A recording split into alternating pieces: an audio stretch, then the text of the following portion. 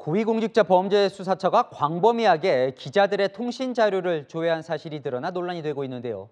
지금까지는 이 공수처를 취재하는 사회부 기자만 대상으로 확인이 됐었는데 야당을 담당하는 저희 정치부 기자까지 조회했던 것으로 드러났습니다. 언론 사찰 논란이 정치권 사찰 논란으로 번질 가능성이 제기되는 대목이죠. 정한희 기자 보도 보시고 아는 기자와 이 사안 자세히 뜯어보겠습니다. 고위공직자 범죄수사처가 두 차례 통신 자료를 조회한 채널A 정치부 기자는 윤석열 대선 후보를 비롯해 국민의힘 등 야당 취재를 담당하고 있습니다. 공수처 수사관은 지난 8월 23일, 수사 3부는 지난 10월 1일 기자의 이름과 주민등록번호, 주소 등 개인정보를 통신사를 통해 조회했습니다.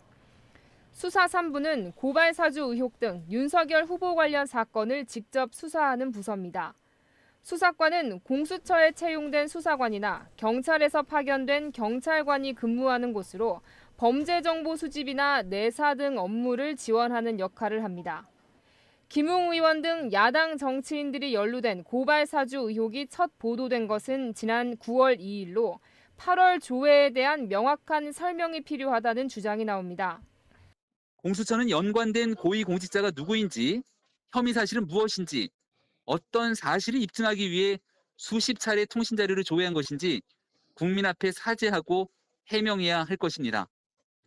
지금까지 알려진 공수처의 기자 통신 자료 조회 건수는 50여 건으로 모두 법조 출입 기자들입니다. 공수처는 피의자의 통화 상대방이 누구인지를 확인해 사건 실체 규명에 필요한 사항을 파악하는 것이라며 적법한 절차임을 주장해왔습니다.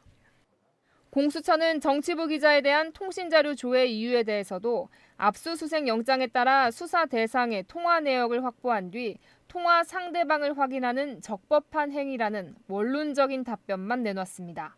채널A 뉴스 정한입니다.